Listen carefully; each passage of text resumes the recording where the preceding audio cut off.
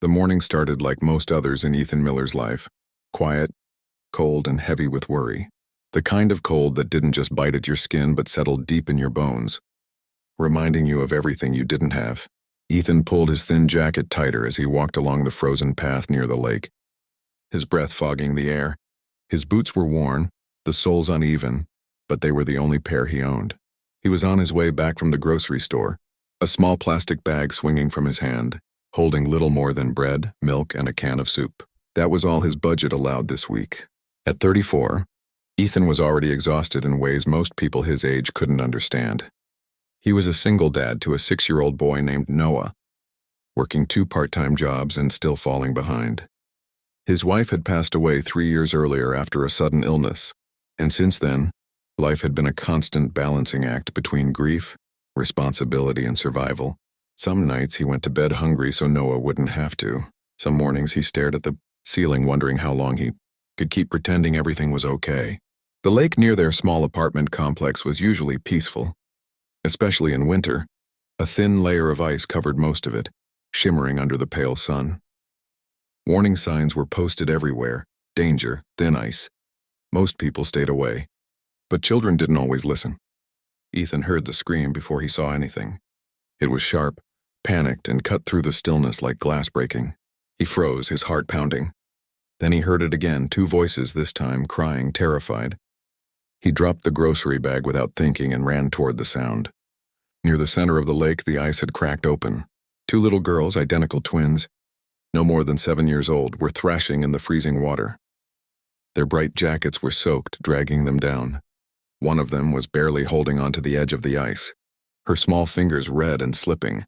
The other had already started to sink, her cries weaker, her movements slowing. People stood at a distance, frozen by fear. Someone shouted for help. Another pulled out a phone. But no one moved closer. Ethan didn't think. He didn't hesitate. He didn't calculate the risk or remember the warnings. All he saw were 2 children about to die. He kicked off his boots and jacket as he ran, the icy ground slicing into his socks. The moment his body hit the water, it felt like knives stabbing every inch of him. His lungs screamed. His muscles locked. The cold was unbearable, shocking, deadly, but he forced himself forward. He grabbed the first girl by her jacket and pushed her toward the ice, yelling at her to crawl, to keep moving, to not let go. She cried but listened, dragging herself inch by inch to safety, where 2 adults finally rushed forward and pulled her away. The second twin was worse off. Her head was barely above water now, her eyes wide but unfocused. Ethan dove deeper, his vision blurring, his strength fading fast. His hands closed around her small arm just as she slipped under. He pushed upward with everything he had left, his body screaming for air. When they broke the surface, he gasped, coughing violently. The girl was limp in his arms, unconscious. The ice cracked again beneath his weight. For a terrifying second, it felt like the lake would swallow them both. Strong hands grabbed them. Someone pulled, then another.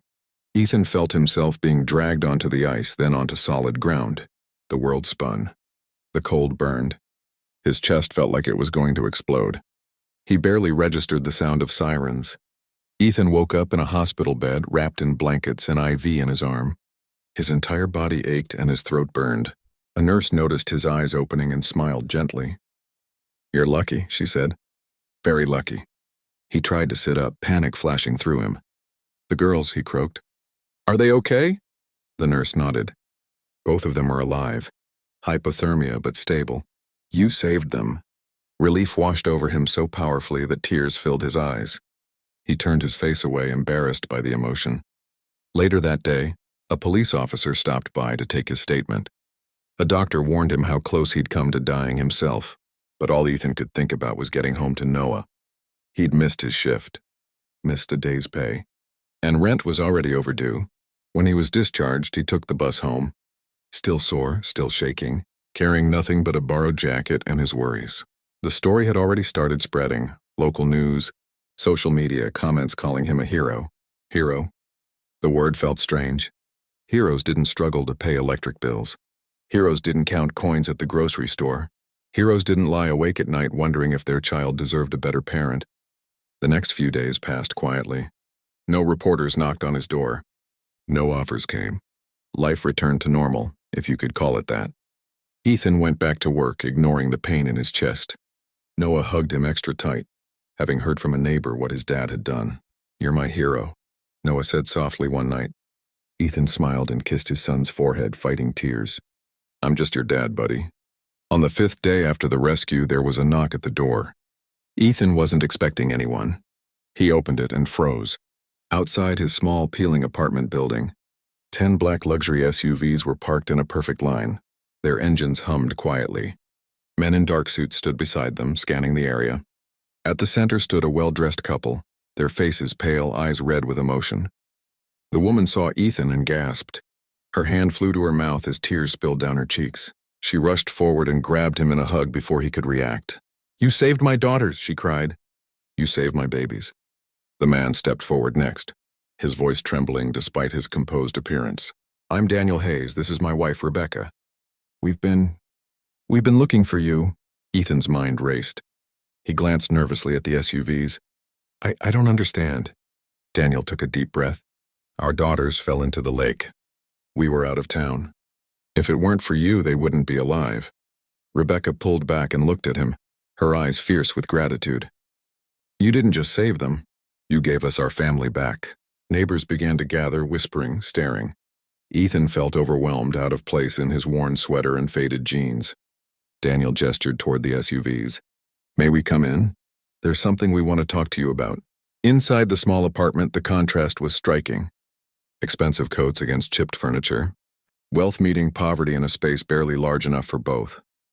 Noah peeked out from his room, wide-eyed. Rebecca knelt down to his level and smiled gently. "You must be Noah. Your dad is very brave." Daniel sat across from Ethan, his posture respectful.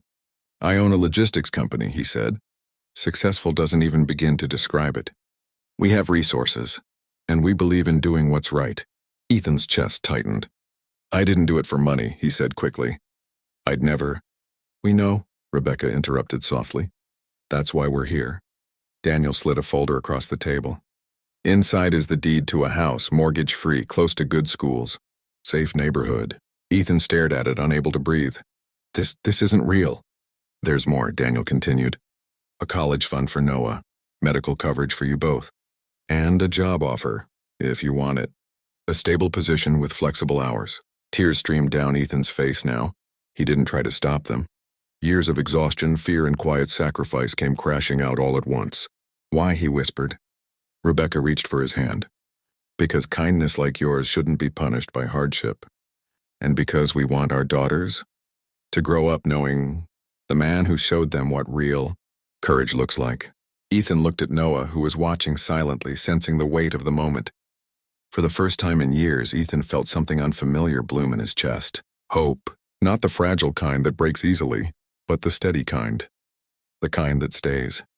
Outside, the black SUVs waited, silent witnesses to a miracle that had nothing to do with money and everything to do with a choice made in a moment of fear and love.